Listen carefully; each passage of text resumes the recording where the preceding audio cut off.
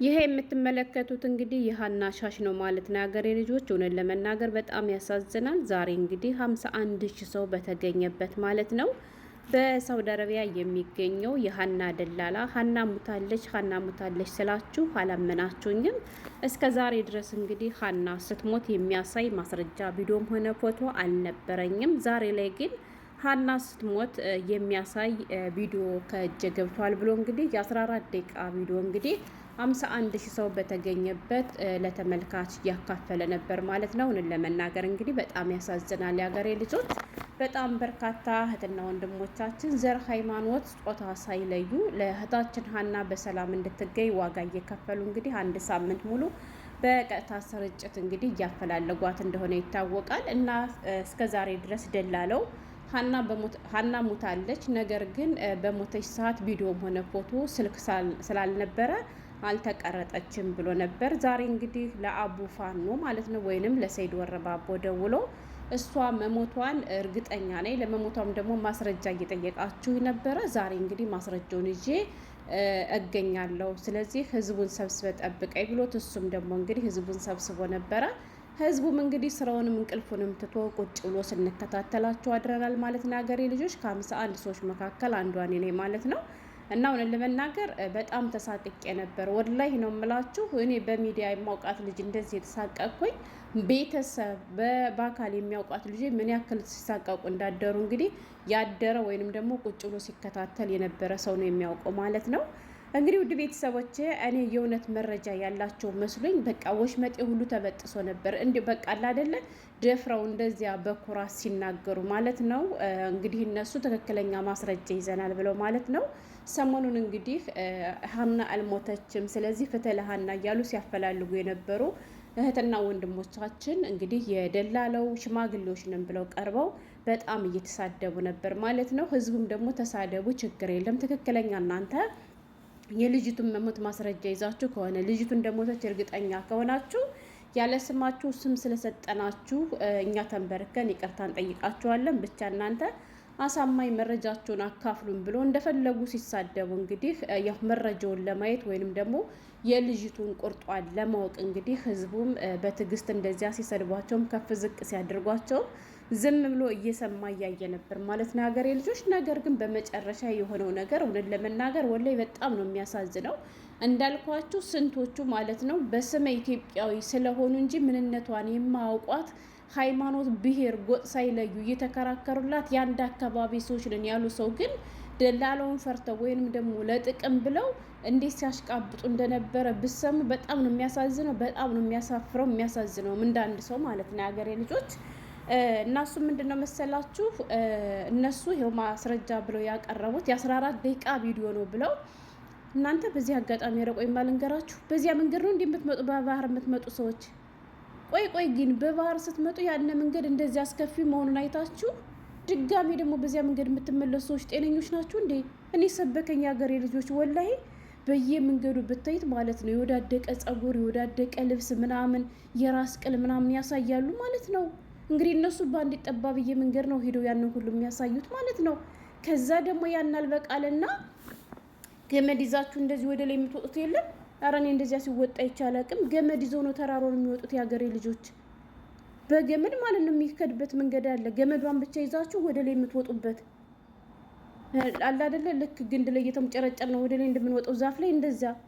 እኔ የምለው አሁን ገመዱ ቢበጠስስ ምን ያክል በገመዱ እርግጠኛ ሆነው እንደዚያ የሚሄዱት? ደግሞ እኮ በስንት ሺህ ሰው የሚቆጠር ነው የሚሄድበት አይደለም? ኧረ እናንተ ያንን ቪዲዮ ሳይ ማለት ነው ወላሂ ኧረ እኔ ከአረብ ሀገር አልወጣም እችን ቢለቀቅ ማለድም ሀገሬን አልኩ። ለምን ብትሉ ሰው እንደዚህ ዋጋ ከፍሎ የሚመጣው አረብ ሀገር ለመስራት አይደለ ብዬ ራሴን ፈተሽኩ።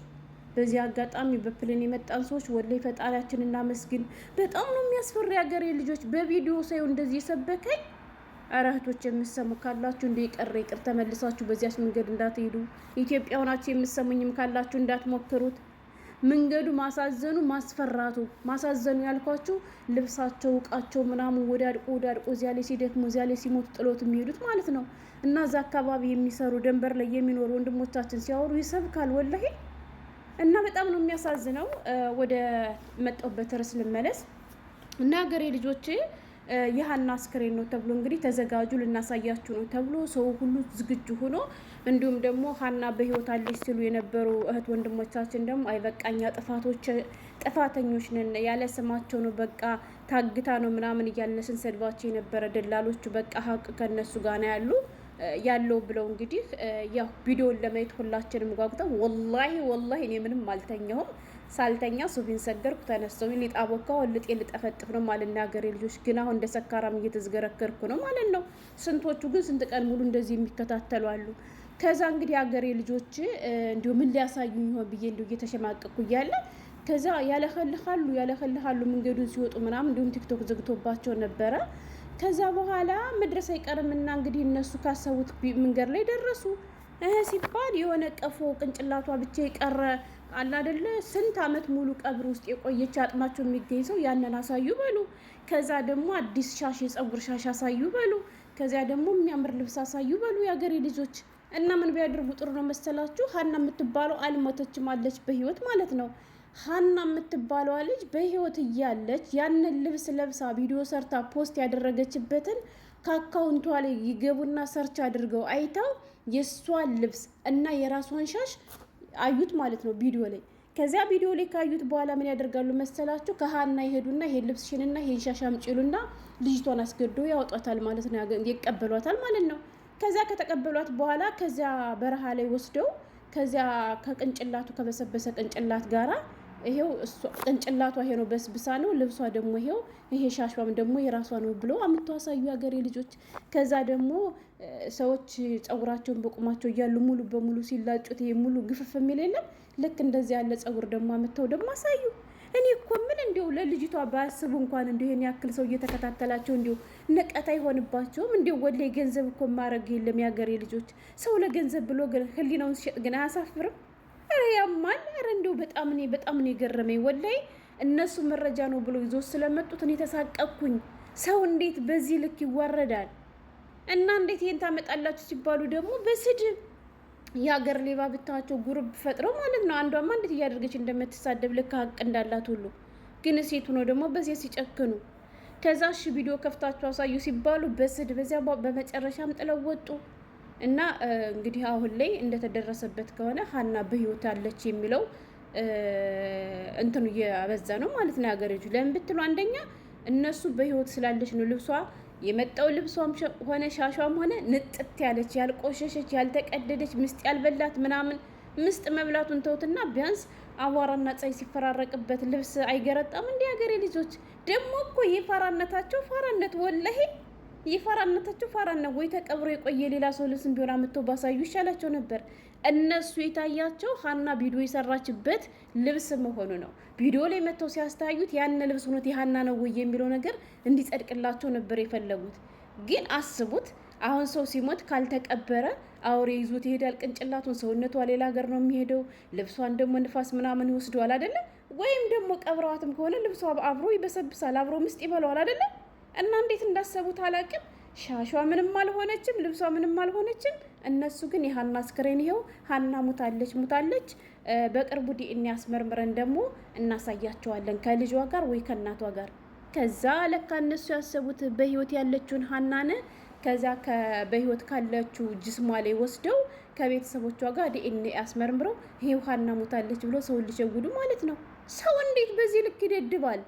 እና እኔማ እንደው እንቅልፌን ቁጭ እየማደር የራሱ ቆጭ ወላሂ። አሁን እንዳልኳችሁ ደመነፍሴ ሁኜ ነው የማወራችሁ። እና እንደ ሀገሬ ልጆች ዛሬ ጊዜ ያለመቀደም ነው። በእርግጥ ብዙ ሆዳም እንዳሉ ሁሉ በጣም ብዙ ጀግኖች ለእህቶቻቸው መከታ ሆኖ ሽንጣቸውን ገትረው የሚከራከሩ ራሳቸውን አደጋ ላይ ጥለው ሁሉ ዋጋ እየከፈሉ ያሉ እህትና ወንድሞችንም አይቻለሁ። እና ብቻ እኔ እንጃ።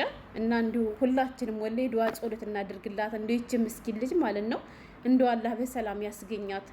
ብዙ ነገር እንደደረሰባት ያን አብሯት የሄደው የገጠር ልጅ ራሱ መደፈሯን እያወቀ አላወቅኩም ብሎ ነበር። አሁን ደግሞ ኢትዮጵያ ከገባው በኋላ ነው እንደተደፈረች የሰማው ምናምን እያለ ነው። ብቻ ብዙ ነገር ደርሶባታል። ያም ሆኖ እንደው በህይወት በወጣች ነው የምለውና በጣም ብዙ እህትና ወንድሞቻችን ርብርብ እያደረጉላት ነው። እና እስኪ እንደው ዱአ አድርጉላት። ወላሂ እንደው አላህ በሰላም ያስገኛት። አባቷ ራሱ ከሞቱ አሟሟቱ ሲያወሩ ማሳዘናቸው ማለት ነው። አንዴ ሙታለች ተብሎ እኮ ቁርጥ እንድል የሚያስቆርጥ ነገር ቢያይና ኮርማቸውን ቢወጡ እኮ ጥሩ ነበር። አሁን እኛ እንደዚህ የተሳቀቅነ ቤተሰቦቿ አስባችሁታል? እንደዚህ ተደፍራ እንደዚህ ወድቃ እንደዚህ ተብላ ሲባል ምን እንደሚሰማቸው እና እንደው አላህዬ እንደው ወላሂ እንደው እኔ ምን ልበል እንደው እሱ ያግዛቸው እንደው እሷንም በሰላም አለ ያስወጣት ነው የምለው። በጣም በርካታ እህቶቻችን እንግዲህ ከእሷ ጋር እንደታገቱም ደግሞ የታገቱባቸው ቤተሰቦችም እየተናገሩ ነው። እሷ ከወጣሽ ገና ብዙ ጉድ ይወጣል ብዬ ተስፋ አድርጋለሁ እና አላህ በሰላም ያስወጣት።